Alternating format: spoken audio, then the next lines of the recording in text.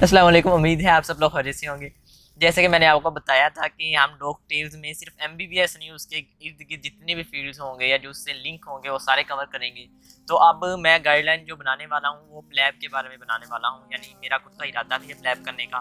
तो उसके बारे में मैंने जितनी रिसर्च की वो लोग मुझसे काफ़ी पूछ रहे थे, मेरे कोलीग्स भी इससे क्वेश्चन कर रहे थे, कुछ सीनियर्स ने पूछा था। तो जो मैंने बीएससी की बनाई थी वीडियोस अपनी, वो भी इसी से लिंक थी कि आपकी सीवी के अंदर बीएससी के मार्क्स मिलते हैं। तो अब मैं कोशिश करूँगा कि प्लैब के बारे में कंप्लीट एक प्ले लिस्ट आपको दे दूंगा, जिसके अंदर प्लैब 1, प्लैब 2, वीज़ा प्रोसेस आपका, उसका स्टडी पैटर्न, आपने अपनी सीवी कैसे स्ट्रॉन्ग करनी है, इस सब के बारे में आपको वीडियोस मिल जाएंगी। तो आपने उनको देखना है और उनसे आपको फ़ायदा होगा। आपके जो भी क्वेश्चन या कमेंट्स होंगे वो मुझसे पूछ लीजिएगा, मैं कोशिश करूँगा जितना मेरा इल्म होगा मैं आपको जवाब दूंगा। उसके अलावा जो सीनियर्स हैं जिन्होंने प्लैब कर लिया है उनके साथ अगर कोई सेमिनार अरेंज हो सका हम वो भी करवाएंगे, और आपके जो क्वेश्चन होंगे उनसे पूछ के भी मैं आपको जरूर जवाब देने की कोशिश करूँगा इसमें। तो आज जो मैं पहली वीडियो बना रहा हूँ इसके अंदर मैं जनरल आपको रूट्स, यानी कितने हैं हमारे पास रूट, कितने रास्ते हैं जिनके ज़रिए हम यूके में जा सकते हैं, फ़ॉरन जा सकते हैं। फ़ॉरन में यूएसएमएलई है उसके ऊपर भी मैं गाइडलाइंस बनाऊंगा। उसके बाद ऑस्ट्रेलिया है, आयरलैंड है, इनकी अलग अलग। लेकिन जो आज की जो मेन मैं गाइडलाइंस बनाने वाला हूँ वो प्लैब यानी यूके जो आपने जाना है वो। तब यूके के कितने रूट्स हैं, कितने रास्तों से आप जा सकते हैं। एक प्लैब का है, एक एमआरसीएस है और एक एफसीपीएस, यानी 3 रूट्स आपके पास अवेलेबल होते हैं जिनके ज़रिए से आप यूके में जा सकते हैं, अपनी क्लिनिकल प्रैक्टिस कर सकते हैं वहाँ पे। तो इसमें जो पहला रूट है वो हमारे पास एफसीपीएस का रूट आता है। 2010 तक ये था कि पाकिस्तान की मेडिसिन और इंटरनल मेडिसिन, पीड्स और एनेस्थीसिया, ये तीनों फील्ड्स थे जिनकी अगर आपने एफसीपीएस पाकिस्तान में कर ली हैं तो ये आपको वहाँ पर भी इनकी रिकॉग्नाइजेशन थी और आपको वहाँ पे जाके ट्रेनिंग और कंसल्टेंसी मिल जाती थी।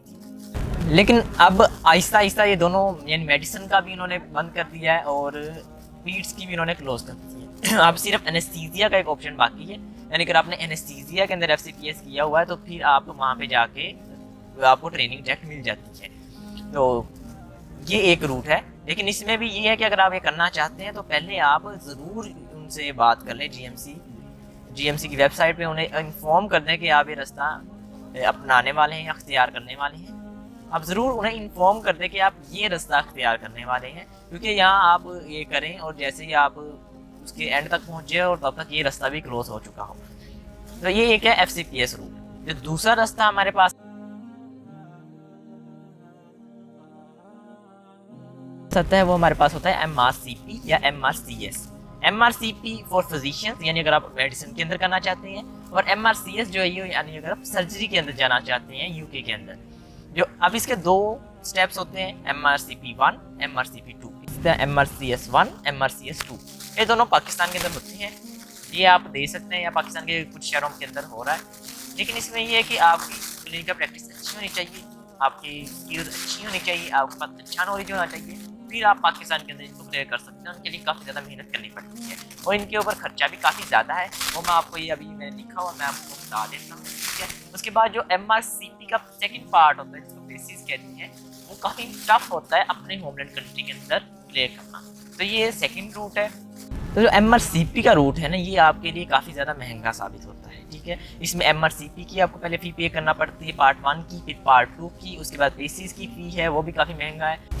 तो इसके अंदर आपके पास जो एक डिमांड की जाती है कि आपने यूके के अंदर एक ट्रेनिंग कोर्स अटेंड किया हुआ है, वो उसको अटेंड करने के ऊपर भी काफ़ी ज़्यादा आपका खर्चा हो जाता है। यानी टोटल मिला के जो एमआरसीपी का रूट है इसके ऊपर आपके एक्सपेंसेस हैं वो 9 से 11 लाख हैं 2021 या 2020 के रेफरेंस से। अब ये मज़ीद बढ़ चुकी होगी, ठीक है। यानी इसके ऊपर इतना आता है और ये लॉन्ग ड्यूरेशन वाला है, ठीक है। इनके प्रोज एंड कॉन में एंड पे आपको बता देता हूँ तीनों रूट्स के। तो पहला हमारा एफसीपीएस रूट हो गया, दूसरा हमारे पास एमआरसीपी रूट हो गया, और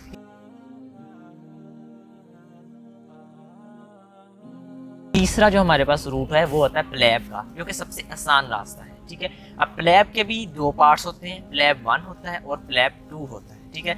और प्लैब में अपीयर होने के लिए जो आपकी रिक्वायरमेंट्स हैं, एक आप मेडिकल ग्रेजुएट्स होने ज़रूरी है आपका, और दूसरा आपका इंग्लिश लिंग्विस्टिक आपका टेस्ट होना चाहिए, यानी ओईटी आपका पास होना चाहिए या फिर आपका आइल्स जो है ये पास होना चाहिए। ये डिमांड करता है प्लैब आपसे, ठीक है।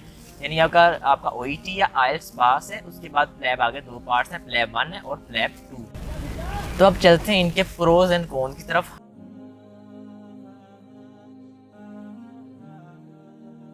तो जो पहला हमारा रूट है FCPS रूट, वो जैसा कि मैंने आपको बताया कि मेडिसिन क्लोज, पीड्स क्लोज, सिर्फ एनेस्थीसिया का ऑप्शन हमारे पास इस टाइम अवेलेबल है, ठीक है, और वो भी आने वाले सालों में क्लोज होने के चांसेस हैं। तो एक आसान रास्ता है, ठीक है, लेकिन ये कि पाकिस्तान के अंदर आप FCPS कर चुके होते हैं, उसके बाद आपने भाई जाना है, ठीक है ना, यानी आप जितनी जलालत आपने सामना करना था वो आप उसका सामना कर चुके हैं, ठीक है। और दूसरा ये चांसेस है कि अगर आप अब ये वाला रूट इख्तियार करने की सोचते हैं, जब तक आपका एनेस्थीसिया कि FCPS कंप्लीट हो तब तक ये क्लोज हो चुका हो, तो इसकी ये लिमिटेशन है। दूसरा ईजीएस्ट रूट है, जैसे आपने FCPS किया उसके बाद आपने लिंग्विस्टिक का टेस्ट देना और आप यूके सीधे जा सकते हैं। सेकेंड जो हमारे पास MRCP वाला आता है, ठीक है ना।